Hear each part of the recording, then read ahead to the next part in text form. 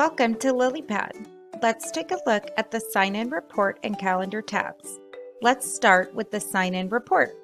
This report lets you view a child's sign-in history.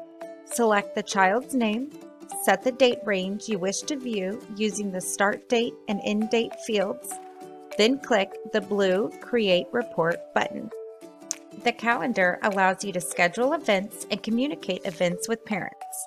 Click the blue Add an Event button in the right corner. Fill in the name, type, date and time, and a description of the event. Then click Add Event.